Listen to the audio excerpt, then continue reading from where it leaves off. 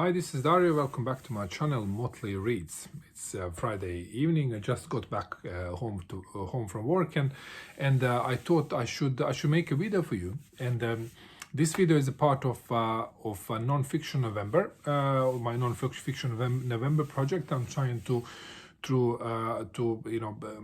get some reading done, despite lots of things going on and quite stuff to do at work.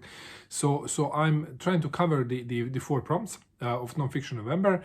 Last week I published the book related to the prompt Buzz, Natives by Akala, and this week I will be covering prompt Movement.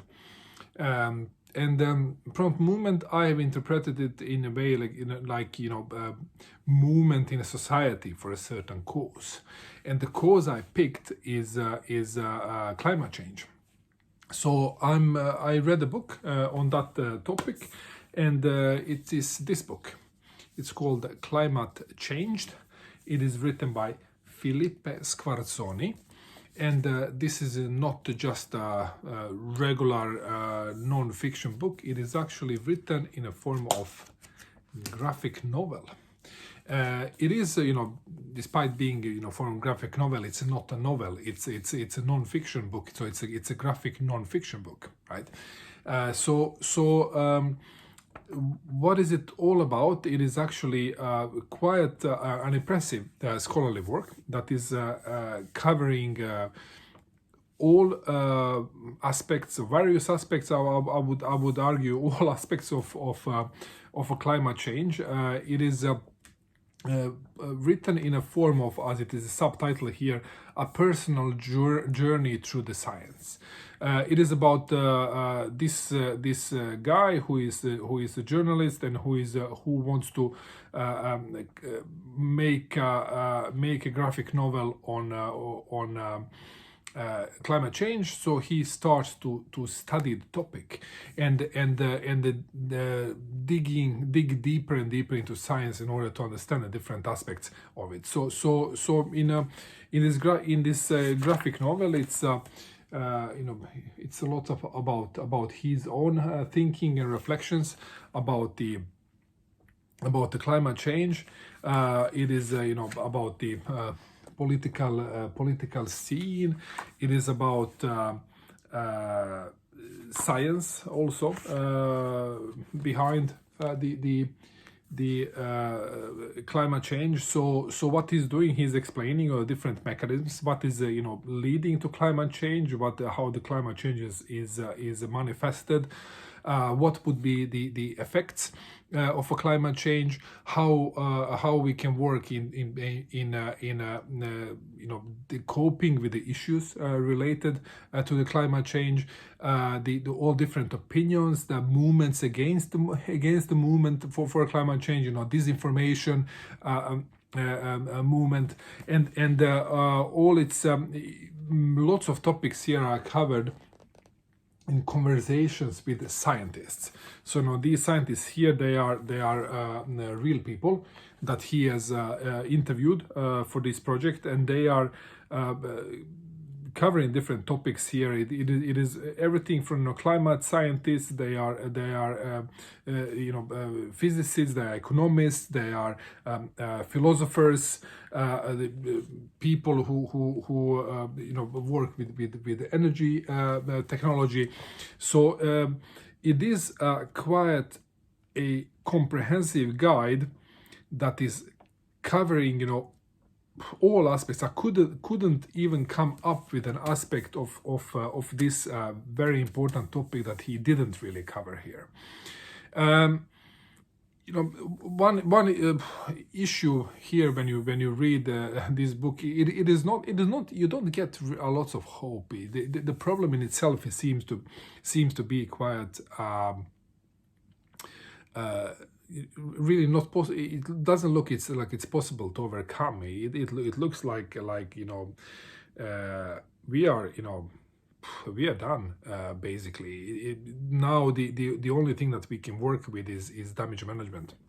really. And then he's also offering here a number of solutions that are discussed, for damage management, rather than reversing the process, because it seems to be consensus here that okay, we are going to get this warming above 2 degrees. This is going to result in lots of adverse effects. We're gonna get sea levels rising. It's already too late now. Now the question is how do we make sure that we don't make things worse, and try to create a platform that gives at least in a slight chance for future generations to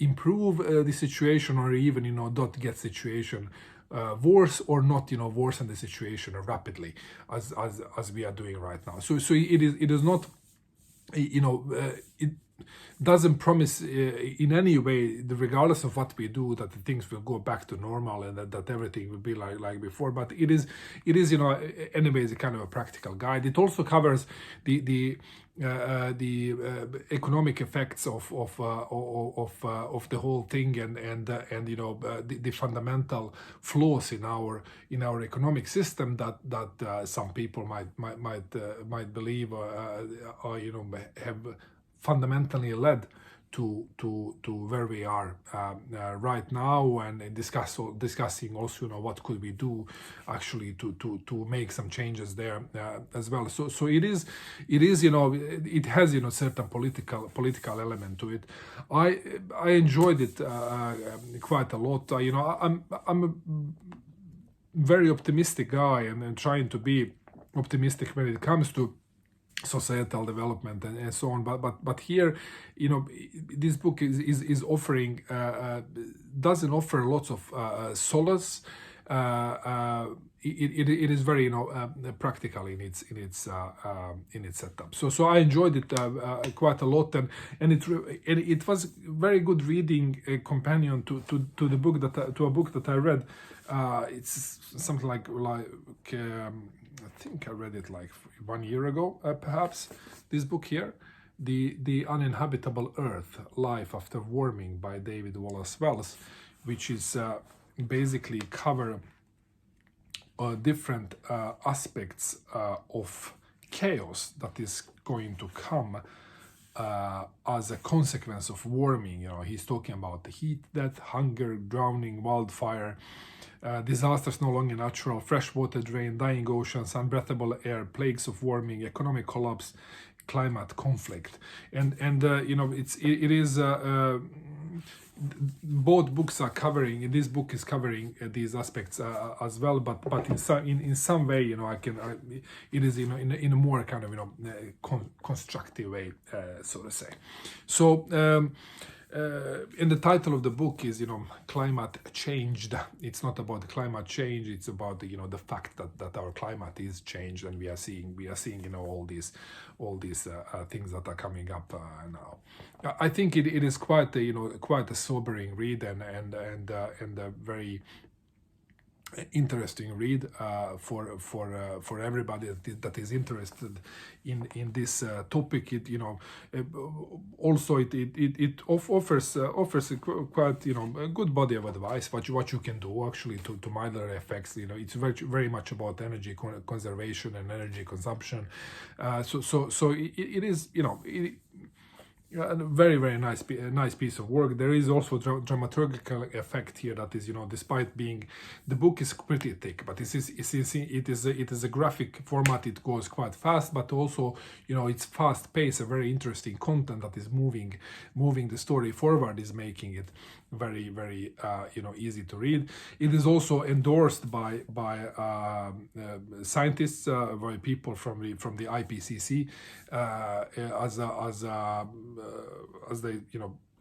they call it here, great scholarship on all facets of the climate problem, a true feast, says Jean Jouzel, IPCC Vice Chair, co-recipient of the Nobel Peace Prize. So I recommend this book really, to everyone, every human being really, because it is really a human topic and a topic important for all of us. So climate changed, for the prompt movement in non-fiction November. So I hope you like it. Bye.